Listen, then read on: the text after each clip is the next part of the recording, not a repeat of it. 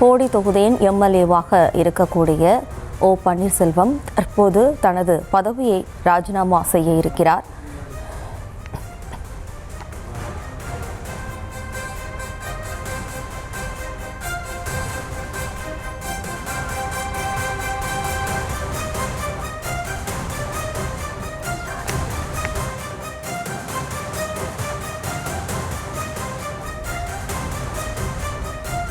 தற்போது தனது எம்பி பதவியை ராஜினாமா செய்ய இருக்கிறார் ஓ பன்னீர்செல்வம். இது தொடர்பான கூடுதல் விவரங்களோடு இணைகிறார் நமது செய்தியாளர் பாரி கார்த்திக். வணக்கம் பாரி கார்த்திக். தற்போது திமுகவுடன் இணைந்துள்ள ஓ பன்னீர்செல்வம் தனது எம்எல்ஏ பதவியை ராஜினாமா செய்ய இருக்கிறார். தொடர்பான கூடுதல் விவரம். வணக்கம். ஓபிஎஸ் தனது பதவியை ராஜினாமா செய்கிறார். போடி சட்டமன்ற உறுப்பினராக இருக்கும் ஓபிஎஸ் தன்னுடைய பதவியை ராஜினாமா செய்கிறார். அதிமுக சார்பில் போடி நாயக்கனூர் சட்டமன்ற தொகுதியில் கடந்த 2021 சட்டமன்ற தேர்தலில் வெற்றி பெற்ற அவர் தற்போது தன்னுடைய பதவியை ராஜினாமா செய்கிறார். இன்று காலை தமிழ்நாடு முதலமைச்சரும் திமுக தலைவருமான திரு மு.க. ஸ்டாலின் அவர்கள் தலைமையில் தன்னை திமுகவில் இணைத்துக் கொண்ட பின் தன் பதவியை ராஜினாமா செய்கிறார்.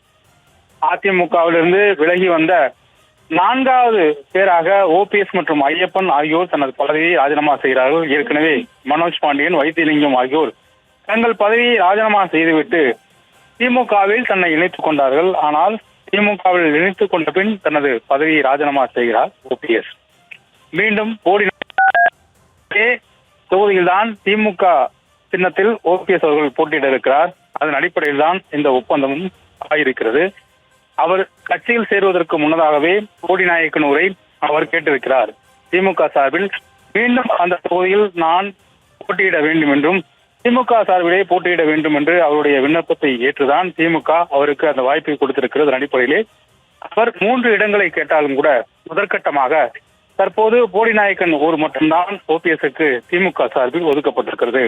திமுகவில் தென் மண்டலங்க கொடுக்கக்கூடிய நிர்வாகிகளுடன் இணைந்து ஓபிஎஸ் பணியாற்ற வேண்டும் என்றும் அந்த அறிவிப்பு கொடுக்கப்பட்டிருக்கிறது. ஏற்கனவே திமுக சார்பில் தென் மண்டலத்தினுடைய பொறுப்பாளராக குறிப்பாக அந்த தேனி, மதுரை, சிவகங்கை, ராமநாதபுரம் உள்ளிட்ட மாவட்டங்களுடைய தென் மண்டல பொறுப்பாளராக அமைச்சர் தங்கம் தென்னரசு இருந்து வரும் நிலையில் அவருடன் சேர்ந்து ஓபிஎஸ் அவர்கள் பணியாற்றுவார் என்று சொல்லப்படுகிறது. அதன் அடிப்படையிலே அவருக்கு போடி நாயக்கனூர் ஒதுக்கப்பட்டிருக்கிறது.